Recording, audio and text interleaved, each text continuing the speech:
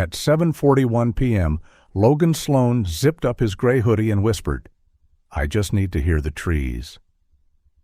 It was a ritual by now, quiet and unassuming, like the boy himself.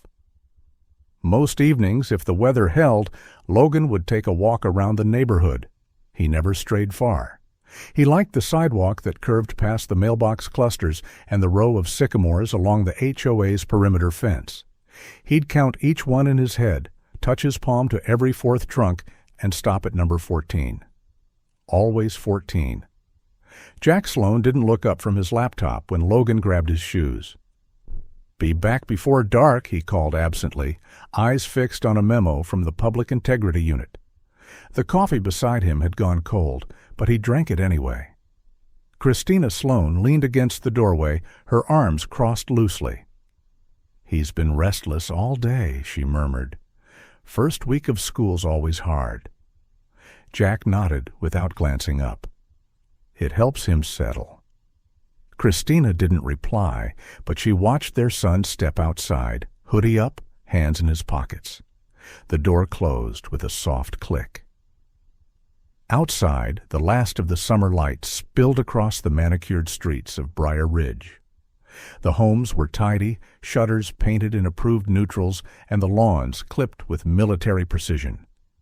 HOA bulletins flapped gently in the breeze, zip-tied to lampposts. Reminder: sidewalk use. After 8 p.m., discouraged without adult supervision. At the edge of the community, a squat beige booth sat behind a row of box hedges. Randy Becker sipped from a fast food cup and scanned the sidewalk. His uniform, issued by a private security firm contracted by the HOA, fit a little too snug across his shoulders. He saw the boy before the boy saw him. Logan walked slowly, deliberately. He avoided the cracks. He counted the trees. 1, 2, 3. By the time he reached 14, he paused, as always. Then he turned toward the next block. Becker leaned forward in his chair. Back at home, Jack rubbed his temples and flipped to the next page in the report. Something about a city council member and an undeclared loan. The kind of thing that made the evening news, but rarely changed lives. He stood, stretched, and wandered into the kitchen. Christina sat at the table with her phone. "He's been out a while," she said, not looking up. Jack glanced at the clock. 8:17. "He's fine," he said, though the words rang hollow the moment they left his mouth. He walked to the window. The porch light cast a soft halo onto the front walk. Empty. "Just in case," Christina said, already rising. "I'll check the trail." Jack pulled up the front porch camera on his phone. The feed was clear. Logan had left at 7:41. Alone. Calm, as always. But there was no return feed, no movement past the oaks, no sign of his hoodie against the darkening sky. 10 minutes later, both parents were outside, calling his name. Jack walked the sidewalks with his flashlight, stopping at intersections, scanning yards. Christina knocked on doors. Most people hadn't seen anything. A few nodded, distracted, polite, but unconcerned. At 9:06 p.m., Jack returned home and opened the HOA security portal. It was limited access. Residents were only allowed to view the perimeter cameras. But Jack had read enough policy to know where the blind spots were. He clicked through gate feeds. Static. Another tap. Nothing. Then his phone rang. Unknown number. Arkansas area code. He almost didn't answer. "Mr. Sloan?" a cautious male voice said. "We have your son. He's safe. He says he was taken. He's here in Fort Smith." Jack didn't breathe. "Fort Smith?" "Yes, sir. He was found walking near the bus terminal. A woman flagged him down, said he seemed confused, said he kept repeating that he lived in Texas." Jack's knuckles went white. "How did he get there? That's 500 miles. "I don't know," the voice replied gently. "He mentioned something about being removed. He said, quote, 'They told me I broke the rules.'" Jack's mind flashed to the HOA bulletin. Sidewalk use. After 8 p.m., discouraged. He said nothing. "He's calm now," the voice continued. "But we think you should come soon. He hasn't eaten. He doesn't want to speak to anyone but his parents." Jack nodded, though no one could see him. "I'll be there by morning." He hung up. Christina was in the hallway, eyes wide, breath caught in her throat. Jack looked at her, then down at his phone. His voice was low, controlled. "They have him." She blinked. "Where?" "Arkansas. Fort Smith." He slid the phone into his pocket. "Someone took him, and they left him there." She stared, mouth parted in horror. "Who would do that?" Jack didn't blink. His grip tightened on the edge of the kitchen table. "Taken," he repeated softly. Then, louder. "Taken by who?" The CPS shelter receptionist looked up from her clipboard. "Logan Sloan, room 3, but he hasn't said much." The building smelled like bleach and worn carpet. Jack and Christina moved through it like people recovering from impact, upright but hollow, bracing for what they might find at the end of the hallway. It was dim, the kind of light that made colors look tired. The floor creaked under Christina's boots. A social worker with a name tag that read Kara H. walked ahead of them, speaking softly over her shoulder. "We tried to get him to eat. Grilled cheese, applesauce, water. He took one bite, then stopped. He's not speaking much, but he kept saying something about trees." Jack exchanged a glance with Christina, who clutched her arms tightly across her chest. "He didn't resist medical check-in," the woman continued. "No injuries aside from some minor abrasions on the wrists, possibly from restraints." Her voice faltered. "He's clean, clothed, but shaken. He mentioned something about being taken." Jack's jaw tensed. "By who?" "We don't know yet. He said something about rules, something about a neighborhood." Christina's steps stuttered slightly. The woman opened a door marked Room 3.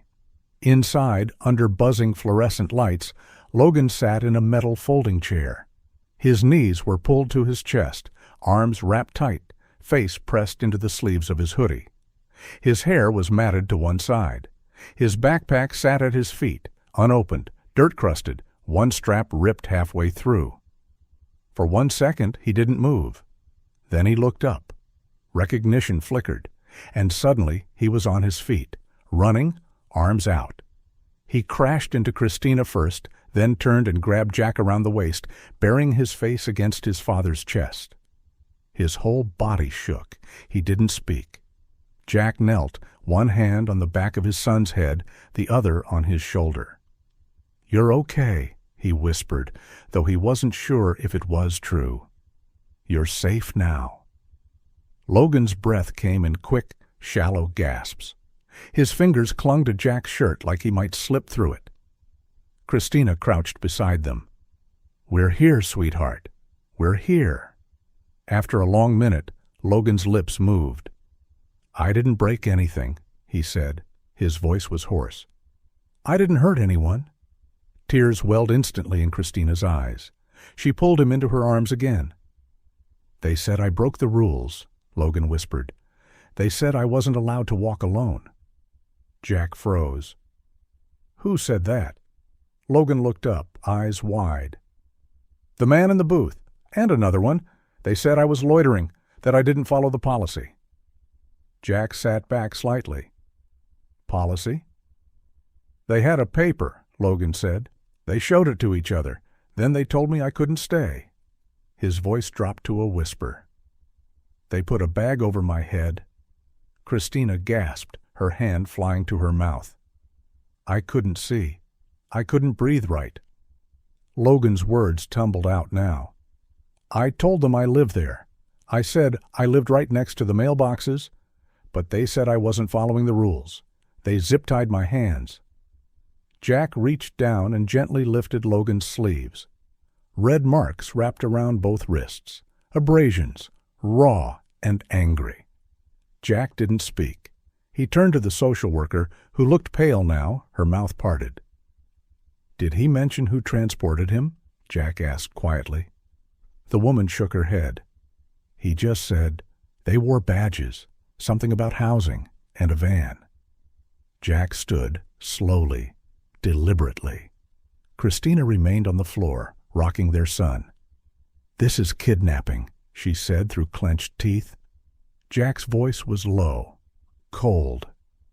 "Number, this is something worse." He turned to face the wall. This was approved. No one moved, no one spoke. Then Jack reached into his coat pocket and pulled out his phone. He opened his contacts and scrolled down past family, past staff, past county operations. Christina looked up. "What are you doing?" He didn't answer at first. Then, without turning around, he said, "They think I'm just his father." He tapped the screen. "They forgot I'm also the law." The CPS shelter receptionist looked up from her clipboard. "Logan Sloan, room 3. But he hasn't said much." The building smelled like bleach and worn carpet.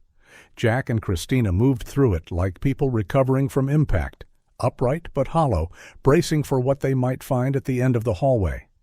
It was dim, the kind of light that made colors look tired. The floor creaked under Christina's boots. A social worker with a name tag that read Kara H. walked ahead of them, speaking softly over her shoulder. "We tried to get him to eat. Grilled cheese, applesauce, water. He took one bite, then stopped. He's not speaking much, but he kept saying something about trees." Jack exchanged a glance with Christina, who clutched her arms tightly across her chest. "He didn't resist medical check-in," the woman continued. "No injuries aside from some minor abrasions on the wrists, possibly from restraints." Her voice faltered. "He's clean, clothed, but shaken. He mentioned something about being taken." Jack's jaw tensed. "By who?" "We don't know yet. He said something about rules, something about a neighborhood." Christina's steps stuttered slightly. The woman opened a door marked Room 3. Inside, under buzzing fluorescent lights, Logan sat in a metal folding chair. His knees were pulled to his chest, arms wrapped tight, face pressed into the sleeves of his hoodie. His hair was matted to one side. His backpack sat at his feet, unopened, dirt-crusted, one strap ripped halfway through. For 1 second, he didn't move. Then he looked up. Recognition flickered, and suddenly he was on his feet, running, arms out. He crashed into Christina first, then turned and grabbed Jack around the waist, burying his face against his father's chest. His whole body shook. He didn't speak. Jack knelt, one hand on the back of his son's head, the other on his shoulder. "You're okay," he whispered, though he wasn't sure if it was true. "You're safe now." Logan's breath came in quick, shallow gasps. His fingers clung to Jack's shirt like he might slip through it. Christina crouched beside them. "We're here, sweetheart. We're here." After a long minute, Logan's lips moved. "I didn't break anything," he said. His voice was hoarse. "I didn't hurt anyone." Tears welled instantly in Christina's eyes. She pulled him into her arms again. "They said I broke the rules," Logan whispered. "They said I wasn't allowed to walk alone." Jack froze. "Who said that?" Logan looked up, eyes wide. "The man in the booth, and another one. They said I was loitering, that I didn't follow the policy." Jack sat back slightly. "Policy?" "They had a paper," Logan said. "They showed it to each other. Then they told me I couldn't stay." His voice dropped to a whisper. "They put a bag over my head." Christina gasped, her hand flying to her mouth. "I couldn't see. I couldn't breathe right." Logan's words tumbled out now. "I told them I lived there. I said I lived right next to the mailboxes, but they said I wasn't following the rules. They zip-tied my hands." Jack reached down and gently lifted Logan's sleeves. Red marks wrapped around both wrists, abrasions, raw and angry. Jack didn't speak. He turned to the social worker, who looked pale now, her mouth parted. "Did he mention who transported him?" Jack asked quietly. The woman shook her head. "He just said they wore badges. Something about housing. And a van. Jack stood, slowly, deliberately. Christina remained on the floor, rocking their son. "This is kidnapping," she said through clenched teeth. Jack's voice was low, cold. "Number, this is something worse." He turned to face the wall. This was approved. No one moved. No one spoke. Then Jack reached into his coat pocket and pulled out his phone. He opened his contacts and scrolled down past family, past staff, past county operations. Christina looked up. "What are you doing?" He didn't answer at first. Then, without turning around, he said, "They think I'm just his father." He tapped the screen. "They forgot I'm also the law." Jack Sloan had seen enough gate footage in his career to recognize calm from chaos. What he watched now was calm, until it wasn't. On the screen, Logan appeared just beyond the HOA gate, walking slowly. His hands were in his hoodie pockets, head slightly down, posture relaxed. It was the same sidewalk he'd walked dozens of times before. But then the figure from the booth, Randy Becker, stepped out. Fast, deliberate. Becker said something inaudible. Logan paused, then stepped back. Becker moved forward. In seconds, the boy's arms were yanked behind him. Zip ties. Logan stumbled. Becker shoved him toward a waiting van. White, no markings, no license plate. Then the screen went dark. Jack pressed pause. He sat motionless for a full 5 seconds, then rewound, played it again, and again. By the 5th viewing, his expression had changed. He was no longer a father looking for answers. He was a prosecutor identifying a pattern. Sunlight hadn't yet reached the blinds in his home office. The room smelled faintly of last night's coffee and paper. Case files were scattered across his desk, but at the center was the Briar Ridge Community Handbook, its pale blue cover creased, spine worn from years of neglect. He opened it. Section 9.3 stared back. Residents or individuals whose presence causes repeated concern or discomfort to others within the community may be subject to temporary removal to ensure the peace and safety of Briar Ridge. Jack read it once, then again. The language was vague, almost gentle, but every word dripped with deliberate ambiguity. He flipped to the margin notes, scrawled in blue pen, possibly from a past board meeting. Roaming teens equals loitering equals threat.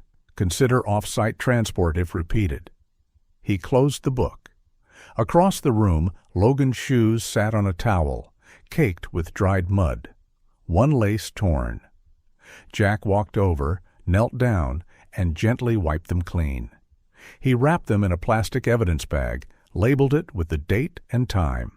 Christina stood in the doorway, arms crossed, eyes swollen from the night before. "He's still asleep," she whispered.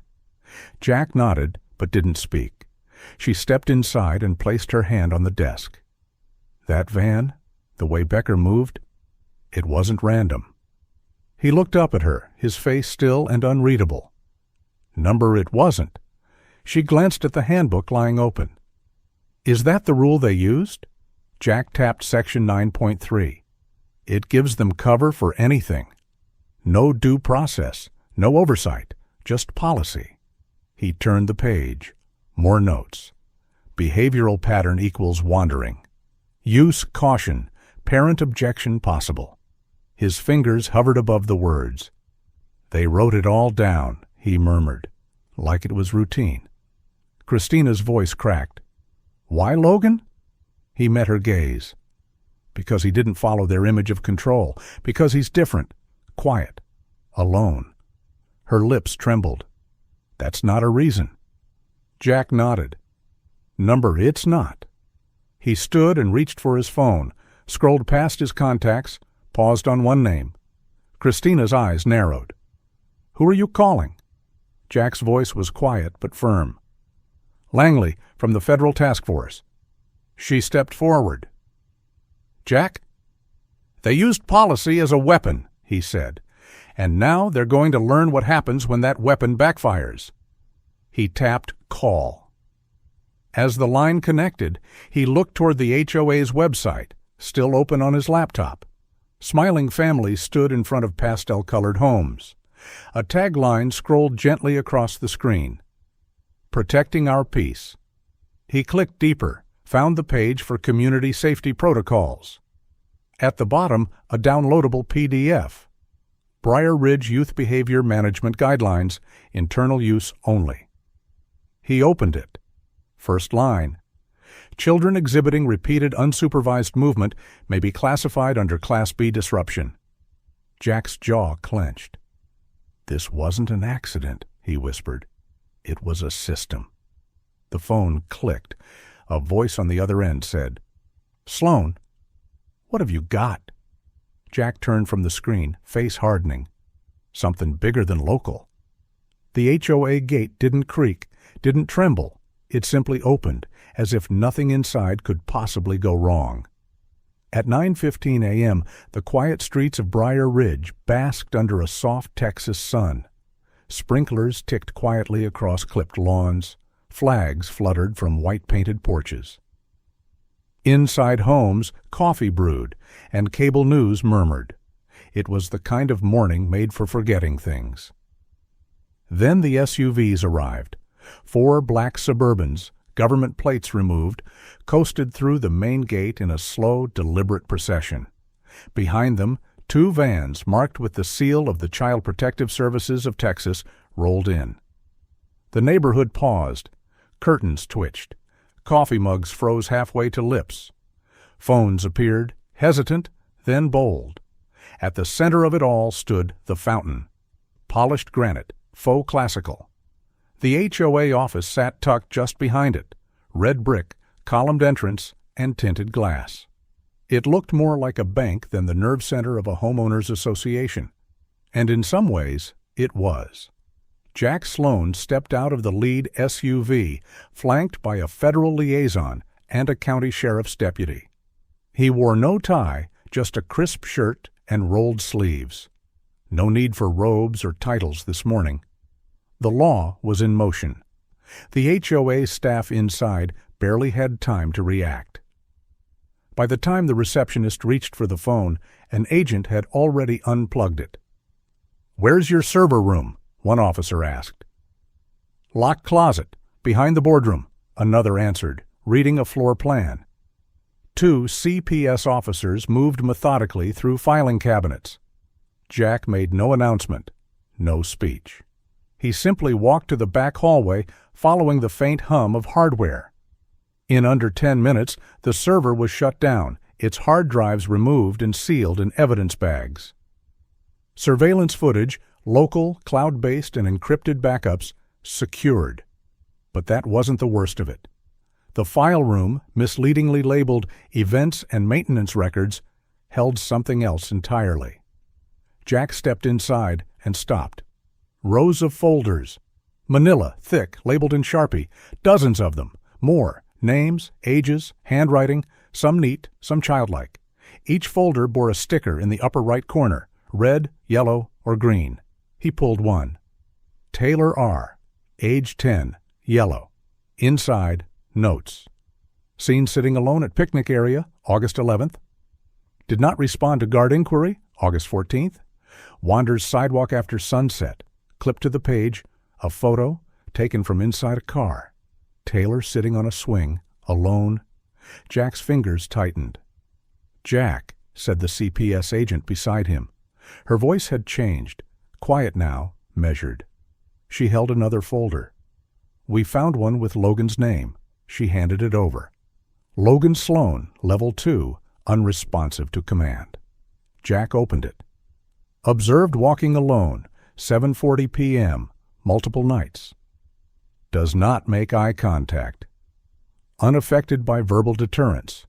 Recommend next-level intervention if behavior persists." Another photo. Logan, in profile, mid-step, walking near the Oaks. A red sticker in the corner. Jack stared, then turned slowly to the wall behind them. A laminated poster, centered above the file drawers, read, "Maintaining community standards since 1998. Beneath it, Tiered response matrix for minor disruption. Draft internal use only. They tracked them, Jack said aloud. Not once. For years, footsteps echoed behind him. An agent held a stack of folders, eyes wide. Some of these go back 3 years. They're categorized. By risk level, Jack didn't answer. In the hallway, a door opened. Randy Becker, still in his uniform, stepped into view. His face pale, his eyes darting from one officer to the next. The deputy beside Jack raised his hand. "Mr. Becker, you're under arrest for the unlawful detainment and transportation of a minor across state lines. Hands, please." Becker raised his arms. The cuffs clicked. Jack didn't speak. He didn't move. He simply looked at Becker, then at the folder still in his hand. Outside, the neighborhood was no longer silent. More residents had gathered. Some watched from driveways. Others stood near the fountain. Phones captured it all. The black SUVs, the sealed boxes, the handcuffed guard. Among them, from the porch of a modest one-story house, stood Mr. Howard Griggs, cardigan on, arms crossed. He watched everything with a mix of knowing and disbelief. As Becker was led past, Jack stepped out into the sun. He held up Logan's folder. The crowd quieted. He didn't raise his voice. They weren't just writing down behavior, he said. They were building a system. Then he turned back toward the office. And inside, buried at the bottom of the cabinet, agents pulled the final folder. It was labeled Behavioral Protocol for HOA Minors. Draft, Internal Distribution. Only. No one stood when Jack entered the courtroom. No one had to. The silence did it for him. The county courthouse in Montgomery had seen its share of scandal, zoning disputes, land grab lawsuits, even a few high-profile corruption trials. But nothing like this. Every bench was filled, elderly couples in sweater vests, single mothers holding on to printed citations, parents with quiet children seated beside them, and just outside the heavy wooden doors, cameras, live streams, reporters with cords and coffee. The walls were yellowed stone. A ceiling fan spun slowly overhead, stirring air already thick with expectation. Nancy Lowry sat at the defense table, spine straight, lips pressed thin. Her white blazer gleamed under courtroom lighting. Becker sat behind her, head bowed, avoiding every gaze. Jack walked forward. He didn't raise his voice. He didn't need to. "This is not just about my son," he began. "This is about power, misused, and policy, twisted into a weapon against the very people it claimed to protect." He gestured to the screen behind him. The video played. Logan, walking, calm. Then Becker, fast, forceful, zip ties. The van. The room didn't breathe. A woman in the front row covered her mouth. Jack continued, "This is not enforcement. This is abduction."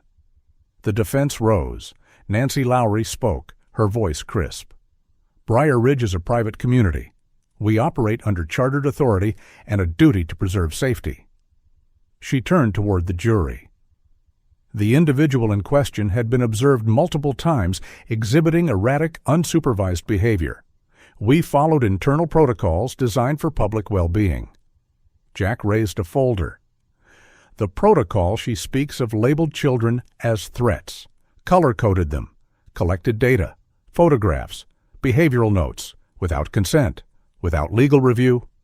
He handed copies to the jury. A murmur rose as they flipped through the contents. Jack turned to the first witness, a mother, hands trembling. "I was fined $250 because my son played music through his earbuds after sunset," she said. They said it created unease. A father followed. "My daughter was photographed while playing in our yard. The HOA mailed us a warning, said she lingered too long on common space." Then Mr. Griggs took the stand. "My grandson's laughter, just laughter, was labeled a disturbance. I got a letter that said volume warnings apply to all residents, regardless of age." He paused. "They fined a boy for being joyful." Jack let that settle. then returned to the center of the courtroom.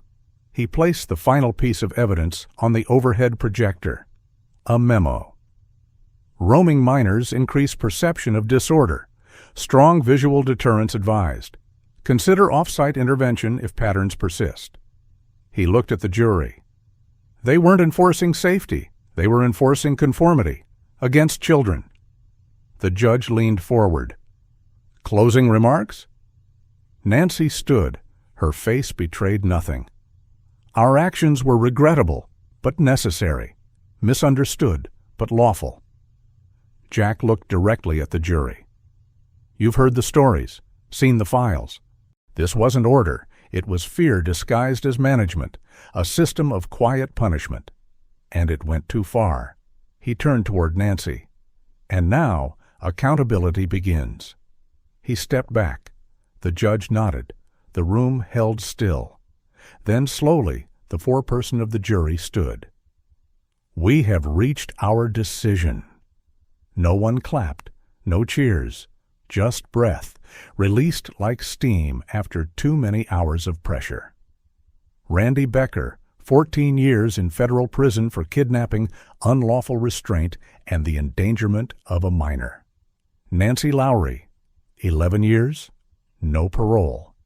Convicted of conspiracy, abuse of authority, and psychological harm to a protected individual. The remaining board members took plea deals, permanently banned from serving on any HOA or governing body in Texas. And Briar Ridge? Dissolved by court order. Logan stopped in front of the oak trees. He tilted his head slightly, closed his eyes, and whispered, I can hear them again. It had taken weeks, 8 to be exact. Not that anyone counted out loud, but Christina had marked each day with a small blue check mark on the kitchen calendar. Each check had its own meaning. A walk around the block, a conversation with no prompting, a laugh that didn't feel rehearsed. And now, this, the trees. The leaves above him rustled softly in the late October breeze. Their tips had just begun to brown, dancing against a sky stretched wide with quiet light. The sidewalk was cool under Logan's shoes, but he didn't fidget. He stood still, one hand resting gently against the bark of a familiar trunk. Jack stood a few feet behind, hands in his coat pockets, watching. He didn't call out. He didn't rush the moment. Instead, he let it hang, like a fragile thing not meant to be disturbed. The HOA gate was gone now. 2 weeks after the court ruling, the county had ordered its removal. No more security booth, no surveillance tower, just sidewalk, open and unobstructed, leading all the way down to Maple Grove Park. The new signs read simply, Welcome. Please walk kindly. Across the street, chalk drawings decorated nearly every driveway. Swirls of color, names in block letters, hopscotch grids that ran long past the property lines. At Mabel's Diner, a laminated sign now sat permanently in Booth 6, reserved for quiet thinkers. Inside, Mabel herself poured coffee for Sheriff Moore, who gave a tired grin and tapped the rim of his mug twice as Logan and Jack passed by. They didn't stop. They had their own route now. At the library, a woman straightened a stack of donated books by the window. Logan glanced toward the entrance, hesitated. Then, for the first time, he walked inside on his own. Christina waited on the bench outside, hands wrapped around a to-go cup of cinnamon tea. A small potted fern sat beside her, something she'd picked out last week from the farmer's market. It doesn't ask for much, she had said. Just light, just time. Jack sat beside her minutes later. He's been in there 5 whole minutes, she whispered. Jack nodded. They didn't say more.